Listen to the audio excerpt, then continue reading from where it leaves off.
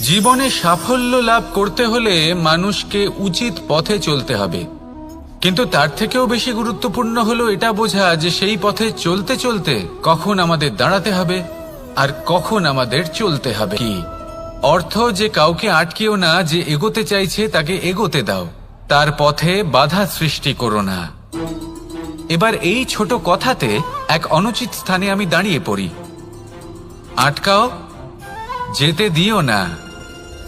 এবার এর অর্থ কি হলো? যে এই ব্যক্তিকে আটকাও, তাকে জীবনে এগোতে দিও না, এর পথে বাধা সৃষ্টি করো। এবার এই ছোট কথাতে অনুচিত স্থানে যদি আমি আটকে যাই, তবে ভাবো কত পার্থক্য হলো। এই শিক্ষা কতটা গুরুত্বপূর্ণ সেটা শিখুন, আর এই শিক্ষা আমাদের জীবনে কতটা গুরুত্বপূর্ণ হতে পারে সেইটা বুঝুন। বুঝে যান, শিখে যান জীবনে কখন সামনে এগোতে হবে আর কখন থামতে হবে। মন প্রসন্ন হয়ে বলবে রাধা রাধা। সময় যা সবকিছুকে সমান করে দিতে পারে, যা সব থেকে বেশি শক্তিশালী, সব থেকে বড় সম্পত্তি, সব থেকে বড় শিক্ষক এবং সব থেকে বড় সুযোগ। এই সময় যখন ভালো যায় তখন তা আপনাকে আমিত্বে মত্ত করে তোলে, অহংকারে নিমজ্জিত করে দেয়। আর যখন খারাপ হয় তখন দুঃখের সাগরে নিজের প্রতি ঘৃণাবোধে নিমজ্জিত করে। তাই এই সময়ে যা এত শক্তিশালী এক সম্পত্তি, এত মহান একটি ধন, তাকে এমনি এমনি নষ্ট হতে দেবেন না। এই সময়ের সাথে কি করবেন, কিভাবে করবেন তা ভাবতে গিয়ে এবং করতে গিয়ে সময় নষ্ট করবেন না।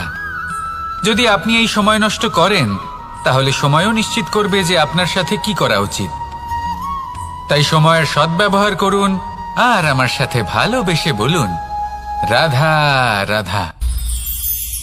আপনারা সবাই একটা গাছের পাতাকে দেখুন। যতক্ষণ পর্যন্ত গাছের সাথে, মানে গাছের ডালের সাথে জুড়ে থাকে, সে সবুজ থাকে, বাতাসের সাথে সে নড়তে থাকে। যতক্ষণ পর্যন্ত ও সূর্য থেকে পাওয়া রশ্মির শক্তি গাছে পৌঁছে দেয়, ততক্ষণ ও ডালের সাথে যুক্ত থাকে। কিন্তু যখন সেই পাতা শুকিয়ে যায়, তখন তার কোনো গুরুত্ব থাকে না। সেই পাতা গাছের ডালে এবং বৃক্ষের কাছে বোঝা হয়ে থেকে যায়। এবং এমন এক সময় আসে যখন সেই ডালটি শুকনো সেই পাতাকে পরিত্যাগ করে। এটাই আমরা এই প্রকৃতিতে দেখি এবং এটাই হলো সত্য। আর এটাই আমাদের জীবনে খুব বড় একটা শিক্ষা। যদি আপনিও নিজের জীবনে নিজের আপনজনদের কাছে বোঝা স্বরূপ হয়ে দাঁড়ান, তাহলে তারা আপনাকে যতই ভালোবাসুক না কেন, ওনারা যদি নাও চান, তাহলেও এমন এক দিন আসবে যখন আপনার আপনজন আপনাকে পরিত্যাগ করবে। সেই জন্য সবসময় আত্মনির্ভর হয়ে ওঠার চেষ্টা করুন, নিরন্তর পরিশ্রম করতে থাকুন। কারোর উপর বোঝা হয়ে থাকবেন না, বরং তার সাথে মিলে দায়িত্ব পালন করুন। এমনটা করবেন, তাহলে আপনার সম্মানও বজায় থাকবে এবং সম্পর্কের মধ্যে আপনার মূল্যও বজায় থাকবে। আসুন আর আমার সাথে ভালোবেসে বলুন রাধা রাধা। ঈশ্বর আসলে কে? সংসারের বেশিরভাগ মানুষের কাছে ঈশ্বর হলেন এই সংসারের রচয়িতা, পালনকর্তা। কারোর কাছে উনি জ্ঞাতা, কারোর কাছে উনি হলেন আস্থার প্রতীক, আবার কারোর জন্য শুধুমাত্র অন্ধ বিশ্বাস। কিন্তু এই ঈশ্বর কি কোনো শরীর, নাকি একটা বোধ, নাকি শুধুই শ্রদ্ধা? ঈশ্বর হলেন তিনি যিনি হলেন আপনার ইষ্ট। সেই জন্যই তো গুরু, মাতা, পিতা এনাদেরও ঈশ্বরই বলা হয়েছে। যাদেরকে আমরা ঈশ্বর বলে মনে করি, যারা আমাদের ইষ্ট, তারা আমাদের একটি পথ দেখান, একটি দিকে চালিত করেন। সেই পথে চলে আপনি শুভ কর্ম করতে পারেন। আর যখন কোনো ব্যক্তি তার ঈশ্বরের আদেশ পালন করেন, তখন সে নিজে থেকেই শুভ পথে অগ্রসর হয়ে যান। বেশ কয়েকজন মানুষ ঈশ্বরের ওপর আস্থা রাখেন এবং ভাবেন যে অনুচিত কোনো কাজ করা উচিত নয়, ঈশ্বর দেখছেন। ওনারা ভয় পান যে কোনো অনুচিত কর্ম করলে কে জানে তার পরিণাম কি হবে। এমন অনেক ব্যক্তি রয়েছেন যারা ঈশ্বরকে বিশ্বাস করেন এবং জানেন যে ঈশ্বর তাদেরকে দেখছেন। তাই যে যে শুভকর্ম ওনারা করেছেন তার ফল তারা অবশ্যই পাবেন। এবার আপনি ভয় পেয়ে ঈশ্বরকে বিশ্বাস করবেন নাকি বিশ্বাসের দ্বারা ঈশ্বরকে বিশ্বাস করবেন, সেই সিদ্ধান্ত আপনারই। কিন্তু হ্যাঁ, যদি আপনার মনে ঈশ্বরের জন্য কোনো স্থান থাকে, যদি আপনার কোনো ইষ্ট থাকেন, যদি আপনি কাউকে ঈশ্বর মনে করেন, যার প্রত্যেক আদেশ আপনি পালন করে থাকেন, তাহলে বলি ঈশ্বর কখনো আপনাকে অনুচিত পথে চালিত করবেন না। আসুন আমার সাথে ভালোবেসে বলুন, রাধা রাধা। কথায় আছে যে স্বপ্ন এবং লক্ষ্য হলো একটি মুদ্রারই দুটি দিক। যতক্ষণ না স্বপ্ন দেখছেন ততক্ষণ বুঝবেন কি করে আপনার লক্ষ্য কি। স্বপ্ন দেখে যদি নিজের লক্ষ্য বুঝতে পারেন, সেটা পেতে চান, তবেই সেটা লাভ করতে পারবেন। কিন্তু স্বপ্ন এবং লক্ষ্য এই দুইয়ের মধ্যে একটা ভারসাম্য রয়েছে, যেটা বজায় রাখা প্রয়োজনীয়। একে আমরা বলে থাকি পরিশ্রম। দেখুন, যদি আপনি স্বপ্ন দেখতে চান তাহলে পরিশ্রম ত্যাগ করে নিদ্রা লাভ প্রয়োজন। কিন্তু যদি আপনি লক্ষ্য লাভ করতে চান তাহলে আপনাকে নিদ্রা ত্যাগ করে পরিশ্রম করতে হবে। তাই আলস্য ত্যাগ করুন এবং সিদ্ধান্ত নিন যে আপনি কি চান। আপনার জীবনের এই তুলাদণ্ডে স্বপ্নের পাল্লা ভারী হওয়া প্রয়োজন নাকি লক্ষ্যের? আমার মতে এই দুইয়ের মধ্যে যদি ভারসাম্য বজায় রাখেন তবে পথ নিজে থেকেই সামনে আসবে। শুধু সেই পথে অগ্রসর হতে থাকুন এবং আমার সাথে ভালোবেসে বলুন, রাধা রাধা।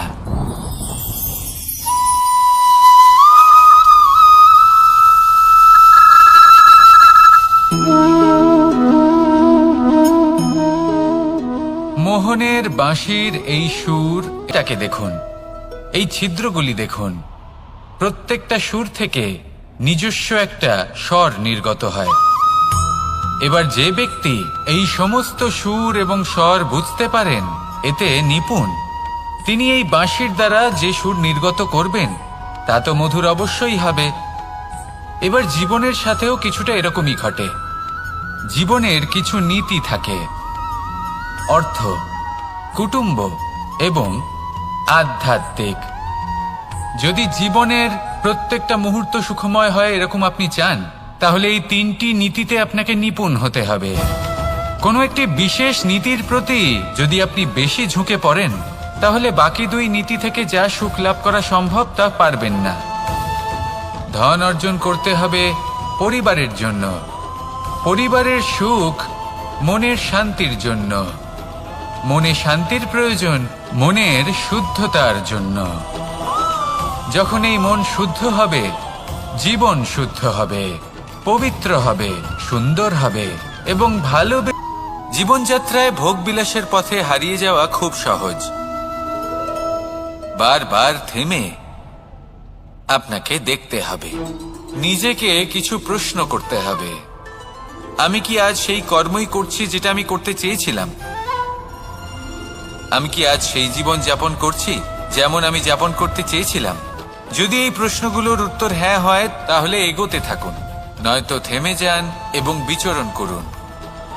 মনে রাখবেন, এই সংসার অত্যন্ত জটিল আর এতে হারিয়ে যাওয়া অত্যন্ত সরল। সেই জন্য নিজে থেকে বারবার থামা এবং জীবন চিন্তন করা অত্যন্ত আবশ্যক। তাহলে সেটাই করুন আর আমার সাথে ভালোবেসে বলুন, রাধা রাধা। এই সংসারে যখনই দুজন মানুষ একত্রিত হয়ে কোনো সমস্যার বিষয়ে আলোচনা করেন, তখন হয় সবার শেষে কোনো না কোনো সমাধান বের করেন বা কোনো না কোনো বিবাদ করেন।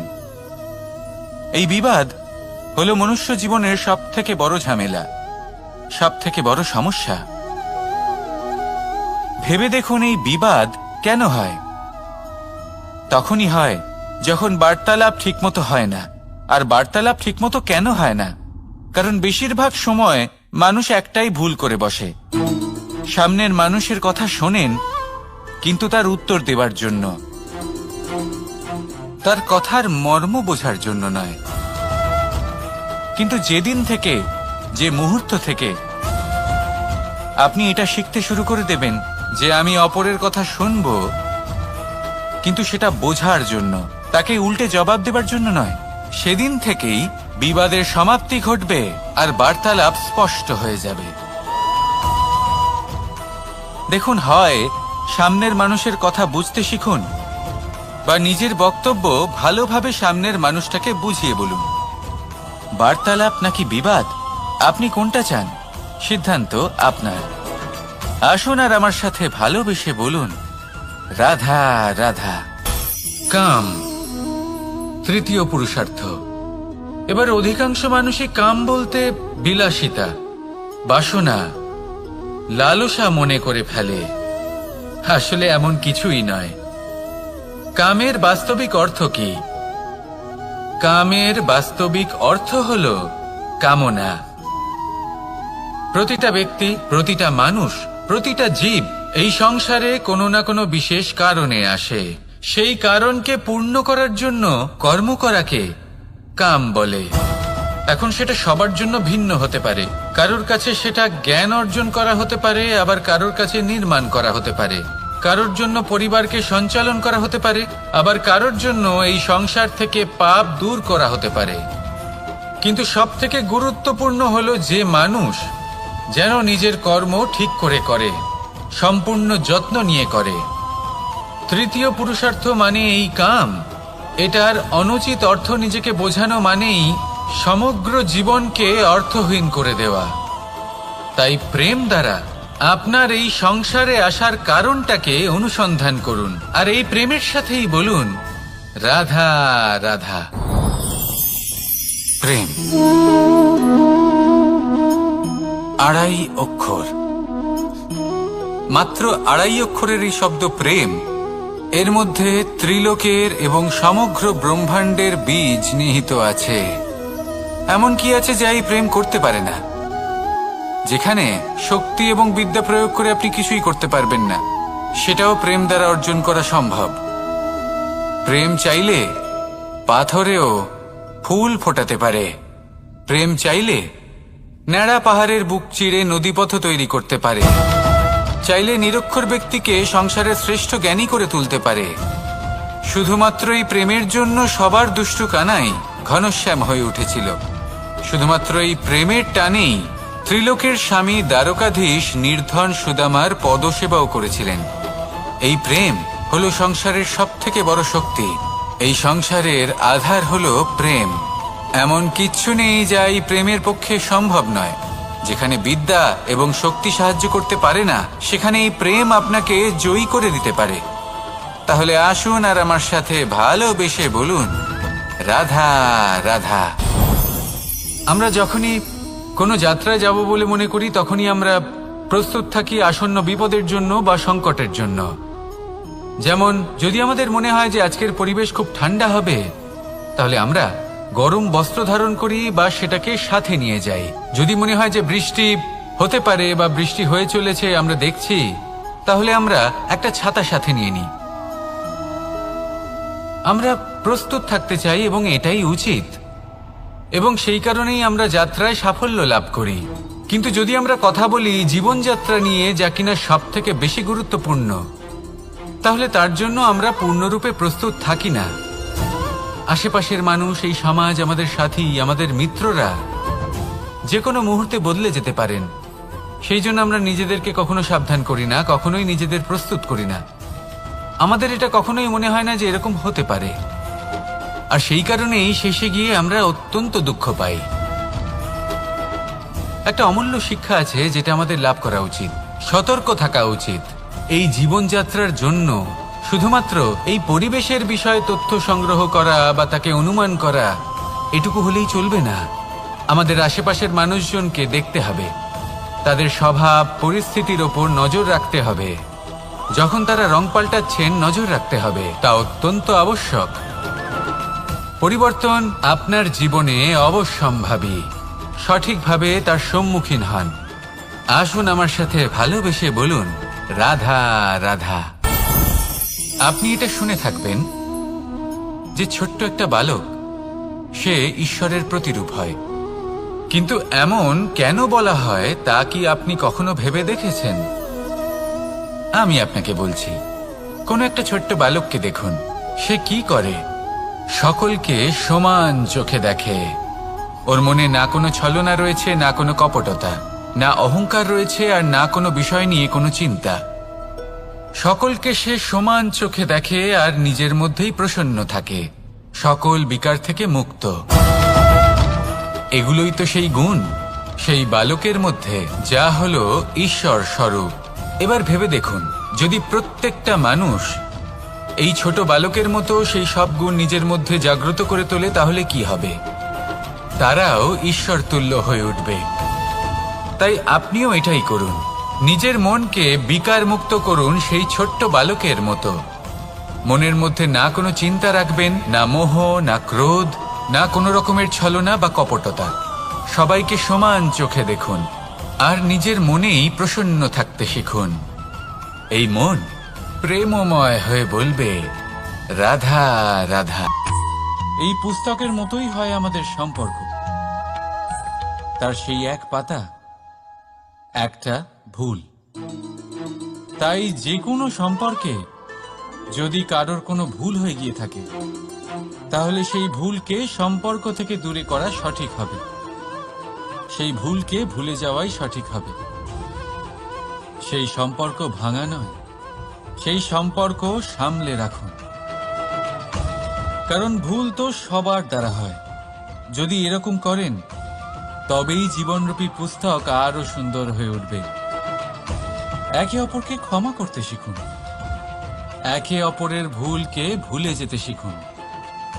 তারপর দেখবেন এই জীবনে আরো আনন্দ আসবে, আর এই সম্পর্ক নিঃশ্বাস নিতে থাকবে। রাধা রাধা। কিন্তু যেই সংকটের তাপ বেড়ে ওঠে, অহংকার ছোট হতে থাকে। আর যখন সংকটের এই অন্ধকার আমাদের চারিদিক থেকে ঘিরে ধরে, তখন এই অহংকার আমাদের ছায়ার মতোই বিলুপ্ত হয়ে যায়। তাই সেই কারণে আপনার জীবনে সংকটের আগমন আপনার অহংকার নষ্ট করেই দেবে, কিন্তু তার জন্য সংকটের অপেক্ষা কেন করবেন? এই অহংকারকে বাড়তেই দেবেন না, উৎপন্ন হতেই দেবেন না। বিবেকের সুতো দিয়ে বেঁধে রাখবেন একে। দেখুন, আমি শ্রেষ্ঠ, এটা বিশ্বাস করতে কোনো আপত্তি নেই। কিন্তু শুধুমাত্র আমি শ্রেষ্ঠ, আর কেউ নয়। এ আত্মসম্মান নয়, এ হলো অহংকার। আর অহংকার আর কিছুই নয়, শুধু পতনের দিকে প্রথম পদক্ষেপ। আর এই জীবনে পতনের দিকে নয়, প্রেমের দিকে এগিয়ে যান। আর আমার সাথে ভালোবেসে বলুন, রাধা রাধা। আপনি কি কখনো ফলে ফুলে পরিপূর্ণ বৃক্ষ দেখেছেন? তার ডালগুলো কিরকম স্বাধীনভাবে বেড়ে ওঠে। কিন্তু যদি এই ডালগুলো মূলের সাথে ঠিকভাবে যুক্ত না থাকে, সেই বৃক্ষের মূলগুলি গভীর না হয়, তাহলে কি হবে? তাহলে কি সে সেই সব সুবিধা পাবে? কখনোই নয়। সেই বৃক্ষের ডাল পড়ে যাবে, সেই বৃক্ষ ভূমিষ্ঠ হয়ে যাবে। ঠিক সেইভাবেই চিন্তা ভাবনার স্বাধীনতার আনন্দ আপনি তখনই আস্বাদন করবেন, যখন আপনার শিক্ষা গভীর হবে। তাই স্বাধীন থাকুন দৃষ্টিভঙ্গিতে, কিন্তু যুক্ত থাকুন শিক্ষার সাথে। রাধা রাধা। সমাজ, আমরা এই সমাজে বাস করি, আর বহুবার একটা গুরুত্বপূর্ণ কথা ভুলে যাই। এই সমাজ আমরা সকলে মিলে তৈরি করি। সমস্ত সময় কাটিয়ে দিই এইটা ভাবতে ভাবতে যে এই সমাজ কি ভাববে,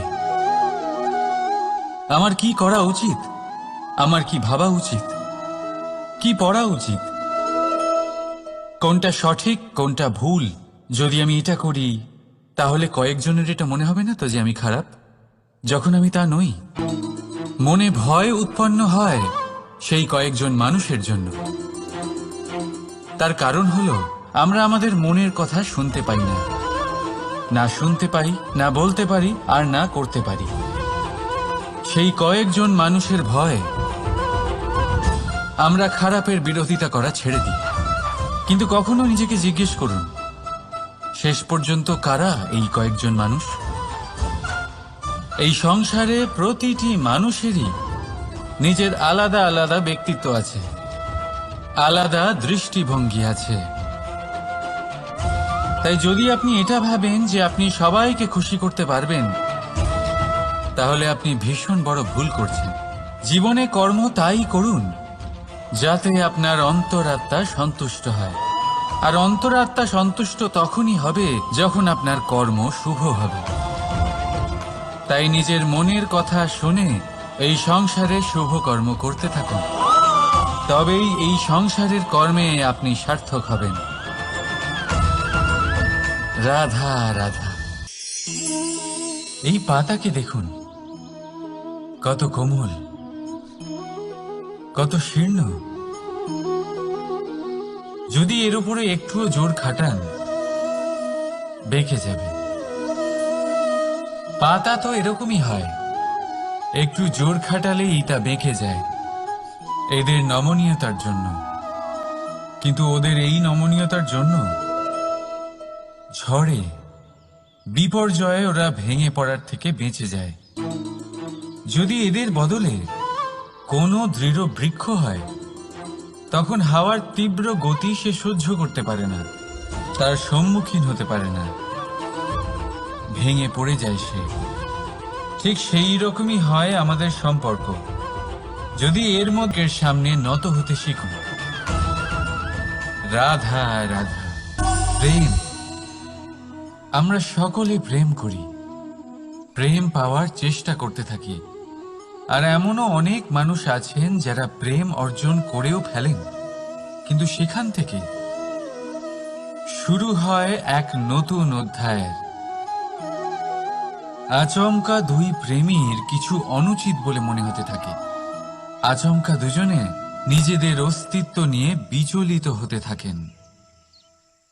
এবার এমন হলে কি করা যেতে পারে? দেখুন, এই হলো হলুদ,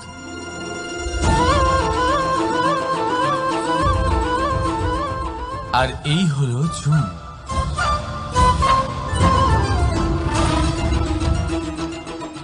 এবার এটাকে দেখুন, যখন চুন আর হলুদকে একসাথে মিলিয়ে দেওয়া হলো, তখন ওরা নিজেদের রং ত্যাগ করে দিয়ে একটা নতুন রং তৈরি করল।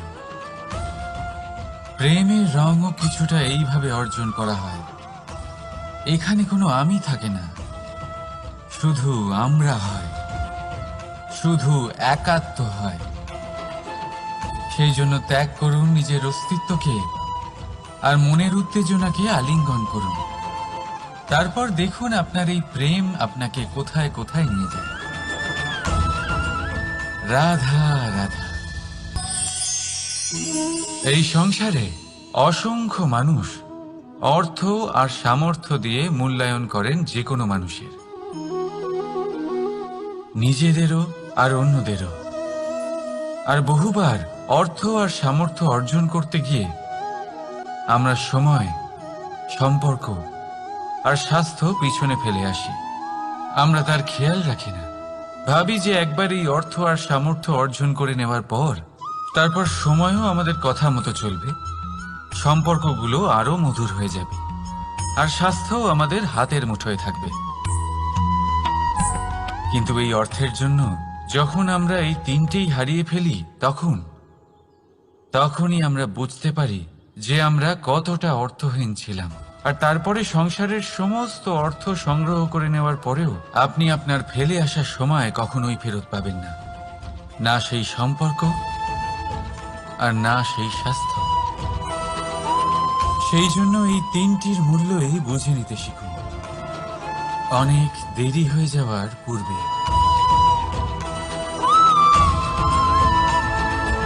রাধা রাধা। অনেক উচ্চতায় পৌঁছতে গেলে আমাদের কি প্রয়োজন হয়? এর উত্তর বড়ই সহজ, সিঁড়ির।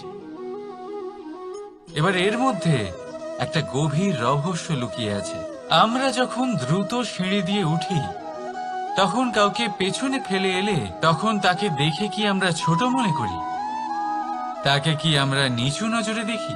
যদি কাউকে ধাক্কা দিয়ে আমাদের এগোতে হয়, তাকে দেখে কি আমরা উপহাস করি?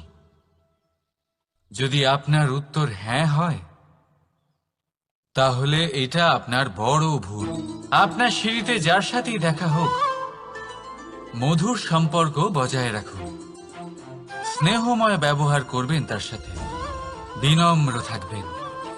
কারণ যে সিঁড়ি দিয়ে আপনি উঠছেন, মনে রাখবেন সেই সিঁড়ি দিয়ে আপনাকে নিচেও নামতে হবে। যদি এই সিঁড়ি না থাকে, তাহলে নিজের বিজয় উৎসব অবশ্যই পালন করবেন, কিন্তু যারা পিছনে থেকে যায় তাদের নিয়ে উপহাস কখনো করবেন না। রাধা রাধা। ভাবুন আমি কি করছি। আমি স্নান করতে চেষ্টা করছি। এই সরোবরে আমি আমার প্রতিচ্ছবি দেখতে পাচ্ছি। এবারে আমি যদি মনে মনে একথা ভেবে নিই যে আমার প্রতিচ্ছবির স্নান করা এর অর্থ হলো আমার শরীরে স্নান করে নেওয়া, সেটা কি সঠিক হবে? এমন কি সত্যি হয়? না, কখনোই না। কারণ আপনার শরীর স্বয়ং আপনার অধীনে।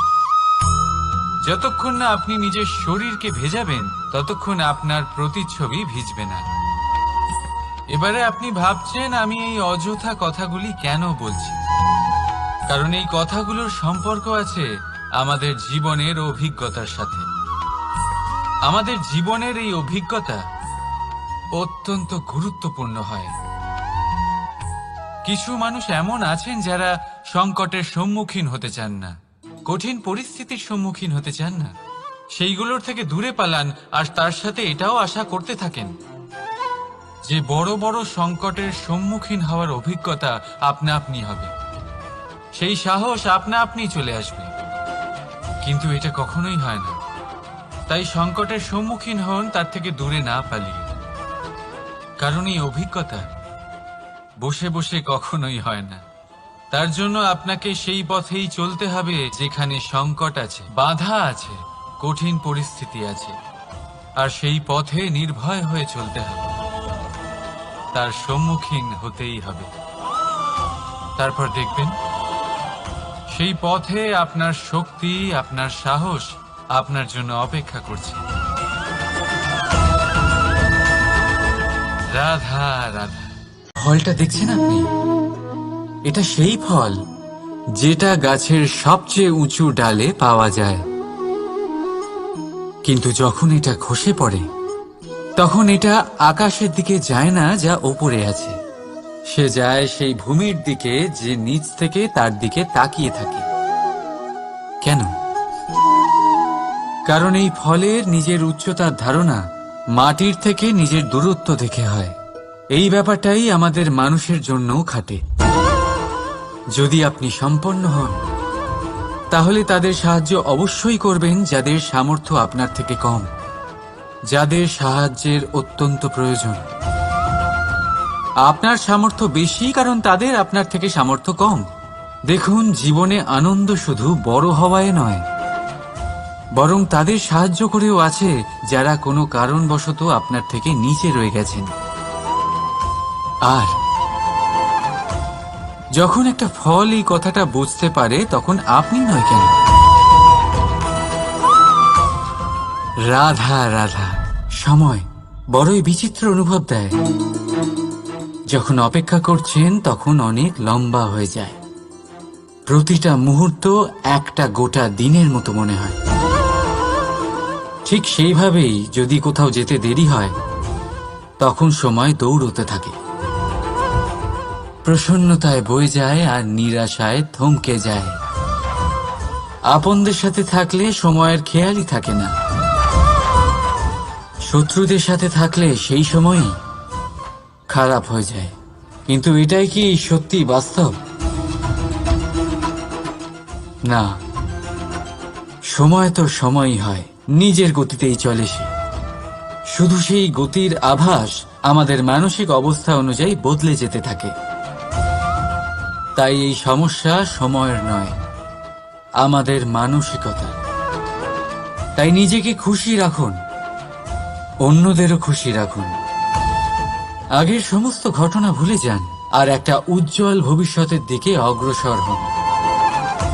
সময় সবসময় ভালোই লাগবে। প্রেম করুন সবার সাথে, সময় সবসময় সুখেই কাটবে। রাধা রাধা।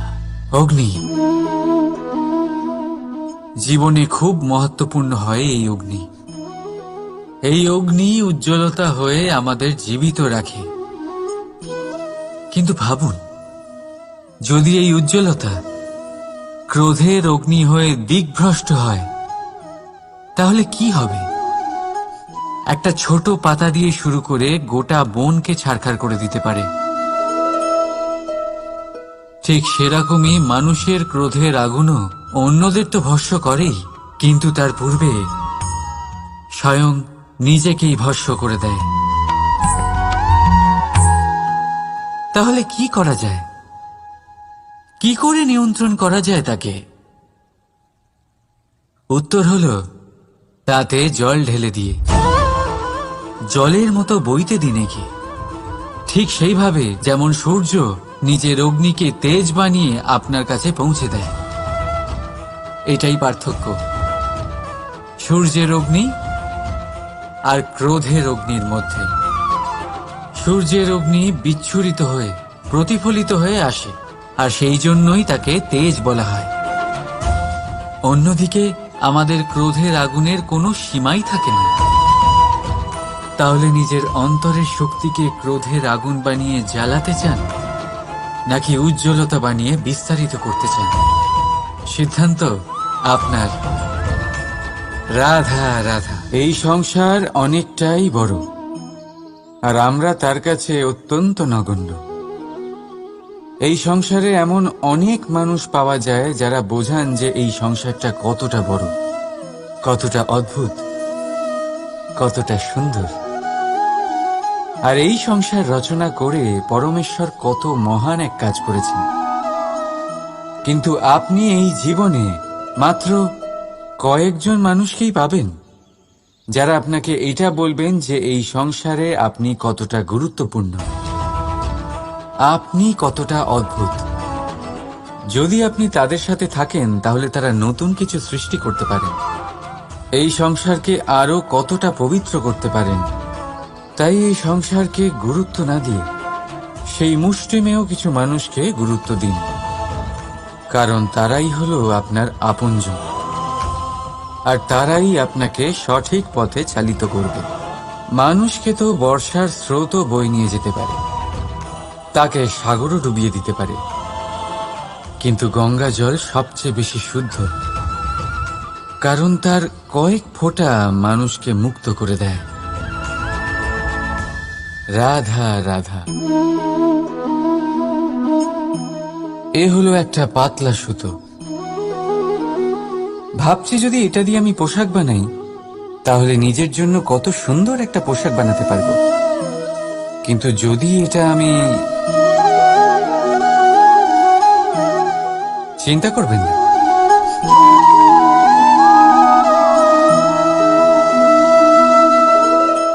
দেখুন এই সুতো জোড়া লেগে গেল। শুধু পার্থক্য হচ্ছে এটাই যে আগের মতো এটা আর সরল নেই, আর এটার দৈর্ঘ্য আগের থেকে কিছুটা কমে গেছে। এই সংসারে প্রেমের সাথেও ঠিক এটাই হতে পারে। প্রেমের এই সুতো যা দুই মানুষকে একসাথে বেঁধে রাখে, অহংকার আর স্বার্থের আঘাত সে সহ্য করতে পারে না, ছিঁড়ে যায়। চেষ্টা করলে আবার এই সম্পর্ক হয়তো জোড়া লাগতে পারে, কিন্তু তা আগের মতো কখনোই থাকে না, কারণ মনে গিট পড়ে যায়। সেই জন্য প্রেমকে স্নেহের সাথে সামলে রাখুন, অহংকার আর স্বার্থের থেকে দূরে থাকুন। রাধা রাধা। আগুন কি করে? জ্বালায়, সেটা কাঠই হোক, কয়লা হোক, বস্ত্র হোক, যাই আপনি আগুনে দেবেন তা ভস্ম হয়ে যাবে। কিন্তু সোনা, যদি আপনি সোনা আগুনে ফেলেন তাহলে তা কুন্দন হয়ে নিজের অস্তিত্ব তৈরি করে। যদি আপনি লোহা গরম করেন তাহলে তা ইস্পাত হয়ে যায়। কেন কেন হয় এরকম? কারণ তাদের অন্তরের আগুন জ্বালানোর আগুনের থেকে অনেক বেশি তীব্র হয়। এই আগুন হলো পবিত্রতার, এই আগুন হলো নিশ্চয়তার। যদি আপনার লক্ষ্য স্থির থাকে, আপনার ইচ্ছে দৃঢ় হয়, তাহলে কুন্দন হয়ে বেরোবেন, ইস্পাত হয়ে বাঁচবেন, অন্তর থেকে শক্তি পাবেন, আর কেউ আপনার সাথে কোনো অনিষ্ট করতে পারবে না। রাধা রাধা। মানুষের জীবন কি? আপনি বলতে পারেন জন্ম আর মৃত্যুর মধ্যেকার সময়। আর মৃত্যু কখন হয়? যখন মানুষ শ্বাস নেওয়া বন্ধ করে দেয়, হাত পা নাড়ানো বন্ধ করে দেয়, ভাবা ছেড়ে দেয়। এমনটা নয়, মানুষের অন্তর, তার মৃত্যু তখনই হয় যখন তার অন্তরের করুণা শেষ হয়ে যায়।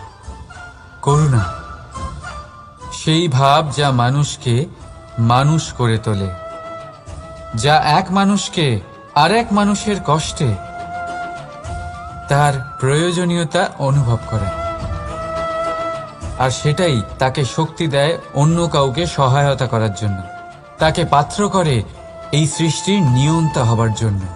দেখুন, এই সংসারে মৃত্যু কেবলমাত্র একবারই হয়, তাই তার আগে কেন মরব? এই করুণাকে কেন মারব? নিজের মনুষ্যত্ব বজায় রাখুন, মৃত্যুর পরেও আপনি জীবিত থাকবেন। রাধা রাধা।